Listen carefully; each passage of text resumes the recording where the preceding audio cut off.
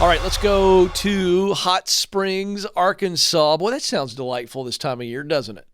Austin is on the line there. Austin, you're on the Ken Coleman Show.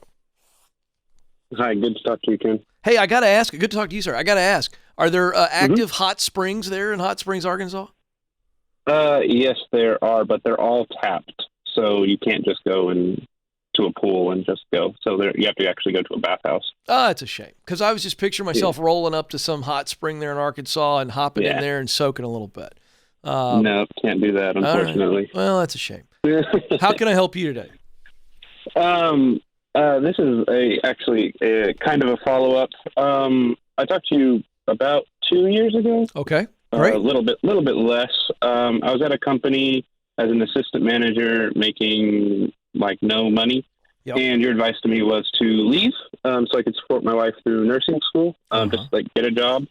And so it took me, I started looking. It took me a little bit, about a year before I found something that even made more. I did get a raise at the other job. Okay, good. But I left and I'm at a job now. It's just work. I don't hate it, but it's just work and it does pay all right. But I'm trying to figure out if I should go back to that old company, because they're hiring for a general manager. But I did leave on not so great terms. So I'm trying to figure out if I should even go back. Well, let's just be real. Unless I'm missing something and you fill in the gaps. If you left on not so good terms, I don't see why they would want to have you back unless you've fixed that or healed that. Am I right? So I did reach out to the boss because they're based in Nashville. Actually, the company is. It's an adventure industry, so it's a zipline park. Oh, okay.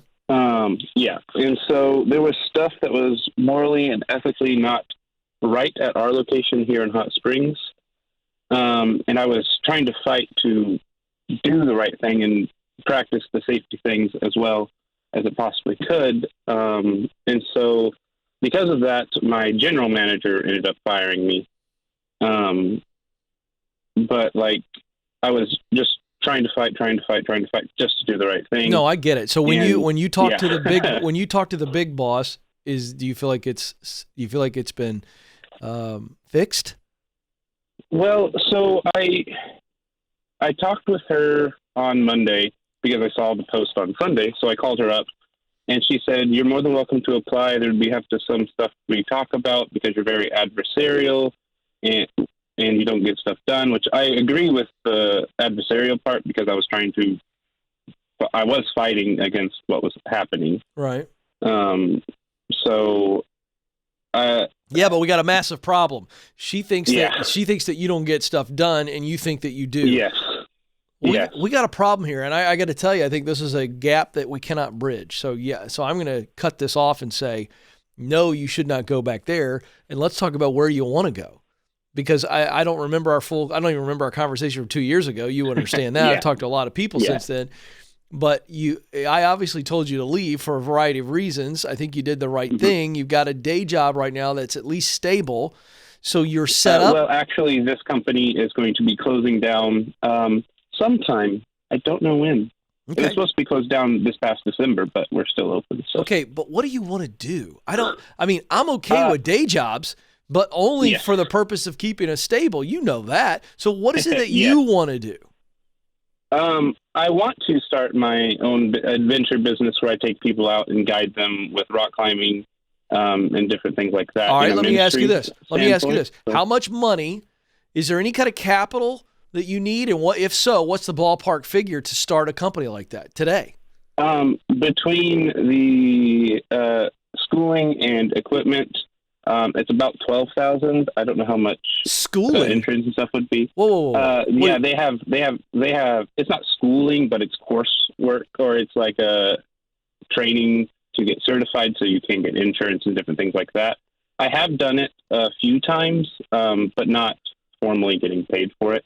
Okay, so you're telling me in order to actually have a company where you charge people for adventure, rock climbs, stuff like that, you've got to have a license or some certification in the state of Arkansas. You have to have a certification to get insurance. Okay, great. So that means we have to have that. So that's good to know. So we're in stage 2 right now. We're going, okay, we know what you want to do. We know the dream job is for you to eventually have your own thing. And this is something that you can start on the side.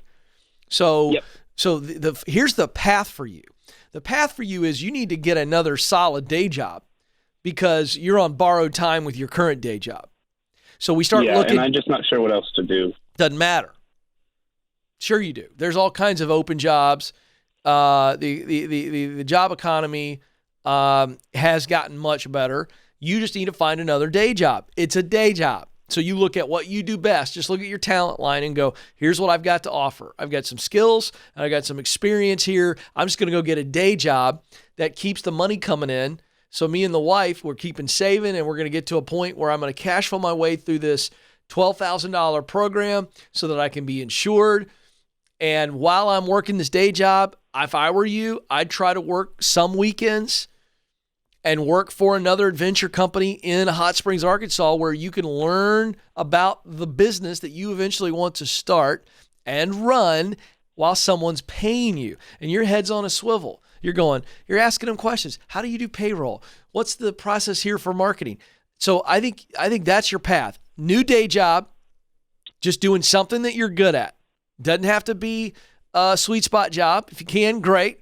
But really doesn't matter. We need another day job for stability and financing so that we can save up enough money to then get the certification. That's the $12,000. That's step 2. Step 3 is simultaneous to step 1, 2, and 3. You can do all these at the same time. We're day jobbing it, we're saving, and we're working part-time as a side hustle for somebody else in the adventure business to learn the ins and outs of the business that you want to run. That right there, my man, is going to get you there. That's what you need to be doing. And I mean, today. Starts today. There's no reason if I know that the company I work for was supposed to go out of business in December and it hadn't yet. I mean, I'm acting like the house is on fire, folks. I mean, I'm not waiting to smell smoke. You know, it's like somebody going, hey, listen, I got to tell you, it's a good chance this house is going to fall over. It's like an engineer coming out and going, listen, I looked at the house, this dilapidated old house you're living in. We got to get it inspected. And I got to tell you, it's going to fall down sometime in the next 1 to 3 months. It might go 4, might make it 5, Joe. But I feel pretty strong that it's going to fall over in 1 to 3 months.